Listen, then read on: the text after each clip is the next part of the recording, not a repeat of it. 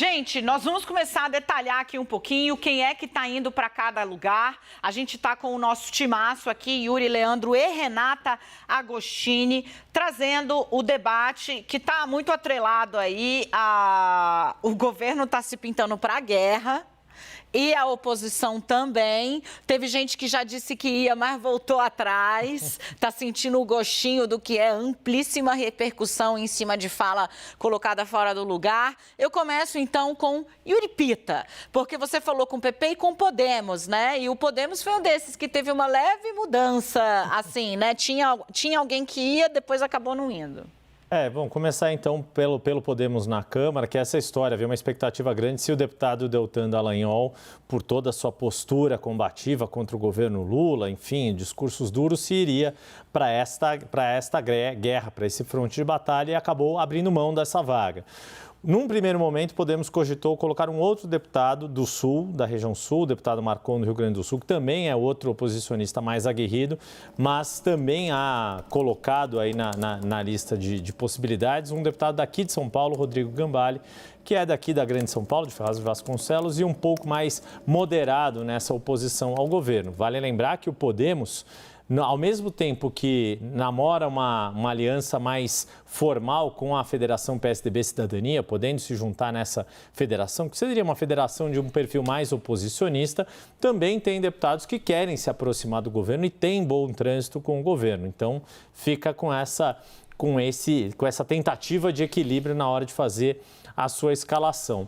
Sobre o PP, havia toda uma expectativa se o líder do partido, André Fufuca, poderia ser indicado e, sendo indicado, ocupar a presidência ou a relatoria, dois cargos importantes. Vale lembrar que ele é pessoa de altíssima confiança de Arthur Lira, presidente da Câmara. Mas o presidente do partido, o senador Ciro Nogueira, era um pouco reticente em relação a ocupar a presidência, porque ele também é líder do partido, poderia causar um ruído nessas responsabilidades. A grande questão é que o PP, seja na Câmara, seja no Senado, vai ter um papel importante, não só pela questão de Arthur Lira, mas por ter uma representação importante lá no Senado. E para arrematar, no Senado são 3 as possibilidades, 3 senadores. Para a saudade de alguns da CPI da pandemia, Luiz Carlos Reins se colocou para participar dessa CPI, o que o colocaria... Eu quero ver. Bom, calma. Ai, Brasil, desculpa, vai. Mas tem também o doutor Irã, que já foi deputado e agora é senador por Roraima, mas o nome mais cotado por experiência e por afinidade com o assunto seria o senador Espiridião Amin, de Santa Catarina. Por quê? Porque ele faz parte de uma comissão chamada SECAI, deixa eu pegar o nome certinho, que eu sempre confundo o nome aqui dela, e eu tirei da página, não, está aqui. É a Comissão Mista de Controle de Atividades de Inteligência, SECAI. Por quê? Porque essa comissão, formada por deputados e senadores, ela tem alguns acessos a informações sigilosas do Estado brasileiro, como, por exemplo, relatórios de inteligência, relatórios do Gabinete de Segurança Institucional. O senador Espiridião Amin, logo após o 8 de janeiro, queria inclusive que essas informações fossem tornadas públicas, dada a gravidade do que aconteceu nos ataques golpistas. Isso não aconteceu, essas informações continuam sigilosas, até porque virou a legislatura de janeiro para fevereiro, mas pelo fato de ser uma pessoa com experiência, um político de longa data, ter informação e poder ter uma atuação mais centrada, muita gente dentro do partido considera que ele seria o nome favorável para a representação do partido por meio do Senado. Gente, para vocês entenderem aí como é que está se movimentando o PP, né? O PP tem Arthur Lira, que está num bloco com aliados do governo, mas tem também dentro do partido a divisão, claro, gente de oposição ferrenha, como é o caso do Ciro Nogueira.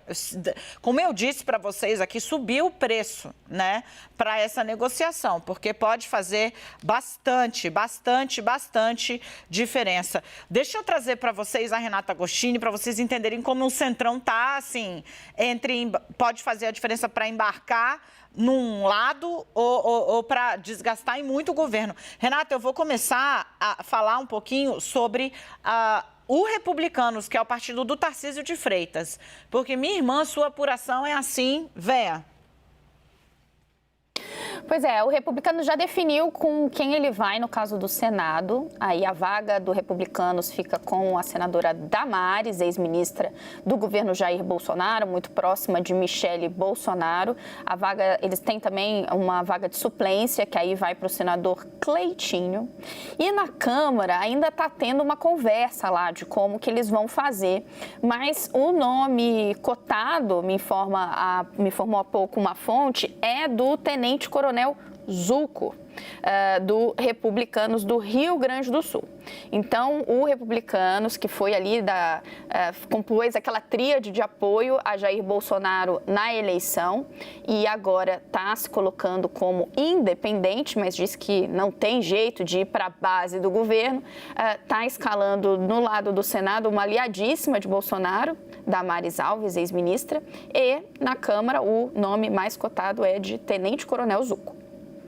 Gente, isso significa que vai assim, é tropa de choque do bolsonarismo raiz, é isso que a Renata tá falando. Fala, velho. Não, só acrescentar nessa informação da Renata, lembrar que o deputado tenente-coronel Zuco foi quem propôs a CPI do MST, que foi um dos principais articuladores, se não o principal articulador dessa outra investigação que é restrita à Câmara. Gente, a Damares, ela encampou cada tese na eleição, cada tese, assim, para vocês lembrarem, e deve ter gente que acredita até hoje, mas quando foi na justiça também, chamada na chincha, reconheceu que não tinha prova de nada.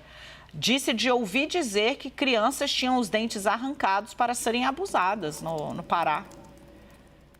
Olha o nível da cabeça. Então, assim, vai ser tiro, porrada e bomba. O Dallagnol ia, mas não foi, não é isso, Yuri? Isso ele tá viralizado desde ontem, porque, cara, ele fez uma postagem contra o PL que vai punir fake news, dizendo que trechos da Bíblia poderiam ser suprimidos, né? Porque poderiam ser considerados ofensivos. Então, cristãos, assim, apelou para aquilo que tem de mais puxado, né? E elencou lá trechos que eu nem vou ler aqui, porque são de mulher deve subserviência ao seu marido, trechos contra homossexuais, né? E aí ele diz, isso agora pode ser considerado discurso de ódio. Deputado, isso é considerado no mínimo antiquado. O Papa, não é o nome da Igreja Católica, né? Porque ele falou cristãos, né? Mas acho que ele é evangélico, né? Já fez falas muito mais avançadas do que as que o senhor estava pregando ontem. E ele repostou um vídeo agora fazendo graça. Essas falas, não é que elas são criminosas, elas são, no mínimo, fora, assim, da nossa era, né? Precisa de um pouquinho, já passou o quê? 2023 anos da vinda de Cristo, e ele veio pegando prostituta e levando para andar com ele, né? Ele perdoou o ladrão que estava do lado dele. Aí a gente pega lá Efésios, Êxodo. Vamos dar uma olhada, então? Vamos ler assim ao pé da letra? Se alguém ferir seu escravo ou escrava com um pedaço de pau e como resultado o seu escravo morrer, deve ser punido. Agora, se o escravo sobreviver 1 ou 2 dias, ele não vai ser punido, visto que é propriedade. Então, assim, bate para morrer daqui 2 dias que está tudo certo. Isso é Êxodo 20, capítulo 21, versículos 20 e 21. É Êxodo. É crível? É ok? Não é. Não é. E sim, ao pé da letra, se for levado ao pé da letra por alguém que se diga cristão, o que eu duvido, é crime. So sorry. Achei bizarro, cara. Não esperava. E ele postou um vídeo agora, que eu vou trazer aqui, no qual, né, ele repisa, né, o que ele disse ali, né,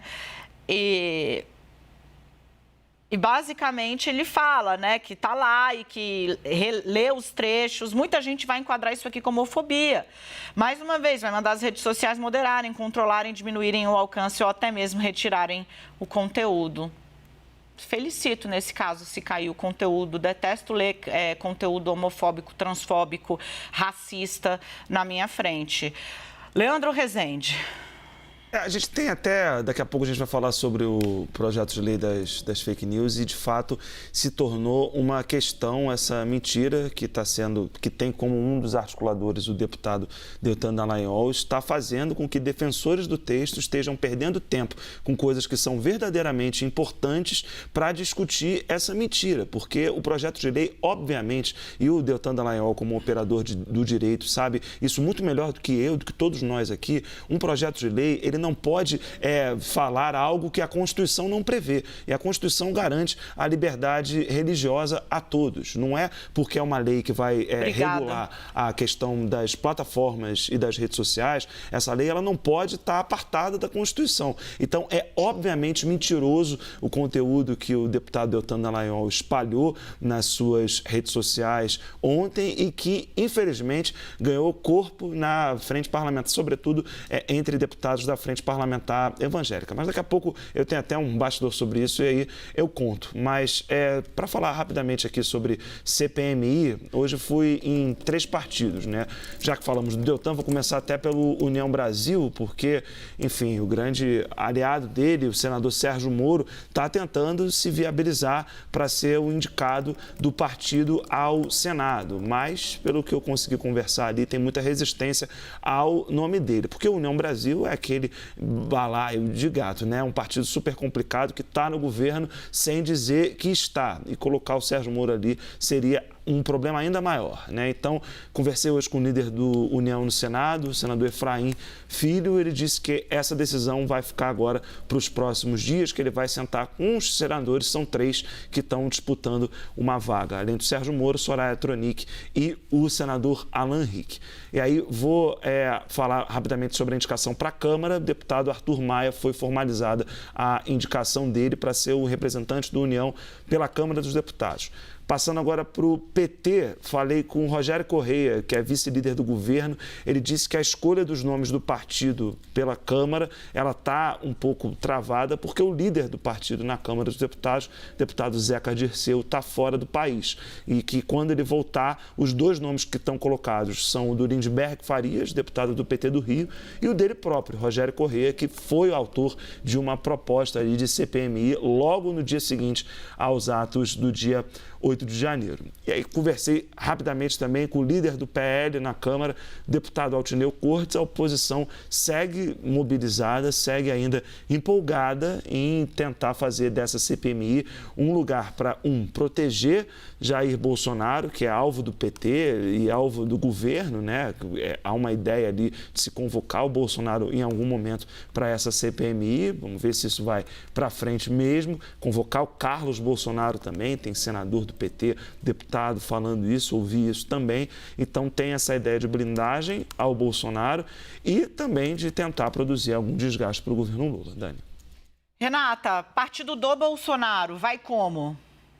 A gente contou alguns nomes na semana passada e o PL está ali fechando o desenho final, tá assim.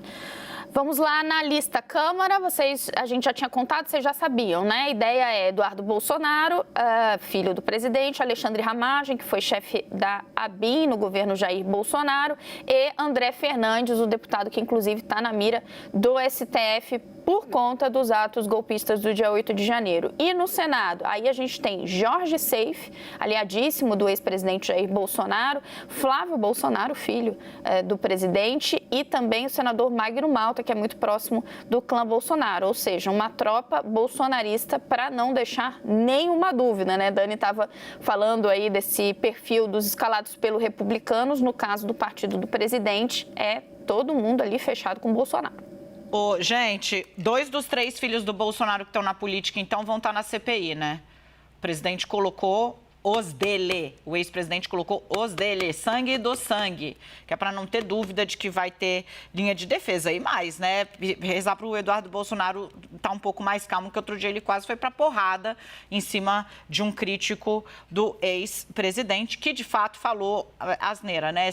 Suscitou que não houve sangue na facada que o Bolsonaro recebeu e que até hoje lhe custa intervenções cirúrgicas e problemas de saúde, né? Mas pancada, ainda mais em ambiente de parlamento, não é aceitável. Gente, Não, acho que ninguém tá indo para ficar calmo lá, não.